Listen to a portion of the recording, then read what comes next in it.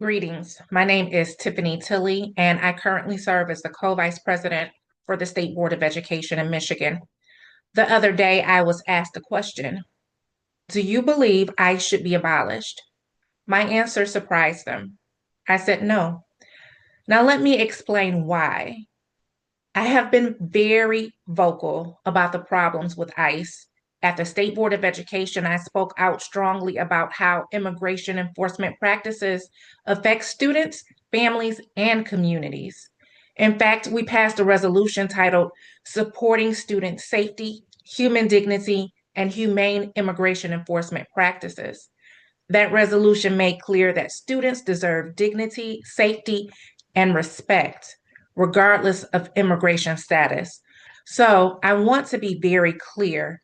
I do not support the inhumane tactics we have seen from ICE, not one bit. But abolishing the agency entirely is not the answer. As an African American woman, I understand deeply the complicated history of law enforcement in this country. I know the history of racism. I know the stories of injustice. I've lived some of them. I also know the painful truth that there have been officers who acted as prosecutor, judge, and executioner, killing Black men and women without cause.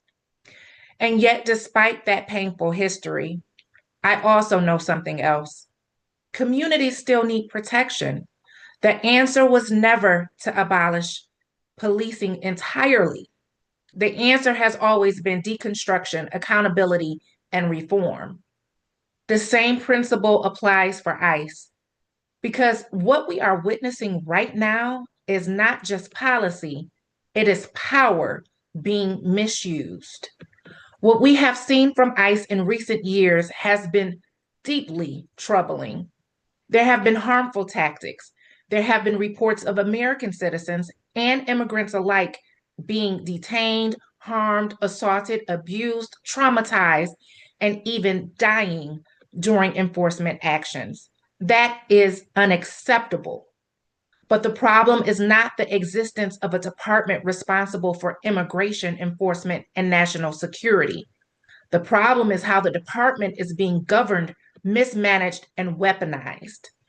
And I warned about this. When I ran for Congress, I talked about what would happen with immigration policy if certain political agendas took control of our government. The roadmap was already written. The intentions were already outlined in plans like Project 2025. So, what we are seeing today did not happen by accident. But we also cannot ignore the reality of the world we live in.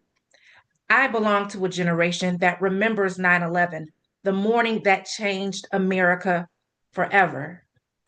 I remember driving that day and hearing the news on the radio.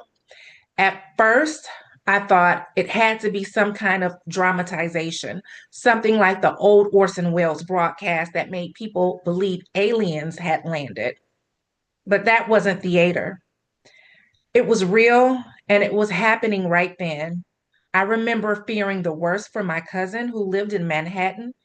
Thank God he was safe, but he could see the aftermath from his window, the smoke, the chaos. Thousands of families lost loved ones that day, and thousands were injured. And our country lost that invisible sense of safety we once took for granted, that nothing like that would ever happen on US soil.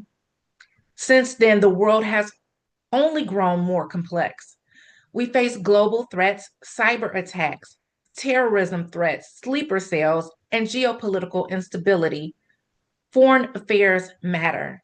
And yes, national security matters too. We cannot pretend that the responsibility to protect our borders and our nation simply disappear. The real issue is not whether we should have an agency responsible for immigration enforcement and national security. The real issue is who is controlling it, how it is operating, and whether it is aligned with our values as a nation.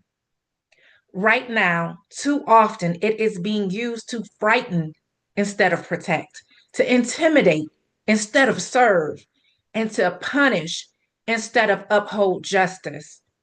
That is why the answer is not abolition. The answer is massive deconstruction and reform. The problem is not having an agency responsible for national security. The problem is who is controlling it and how they are using it. Right now, it is being weaponized. It is being used to scare people, to divide people, and to treat human beings like they don't matter. That is not security. That is cruelty disguised as policy. And America is better than that. We do not simply need abolishment. We need thoughtful but massive reform.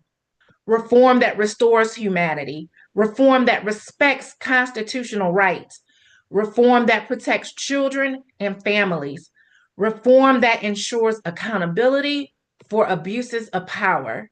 We cannot sacrifice our humanity in the name of security, and we cannot sacrifice our security in the name of politics. We are capable of both. And that is the leadership I believe this moment demands. We need leadership that understands that protecting our nation and protecting human dignity must go hand in hand because America must be strong and safe, but America must also be just. And I will never, ever stop fighting for that. Thank you.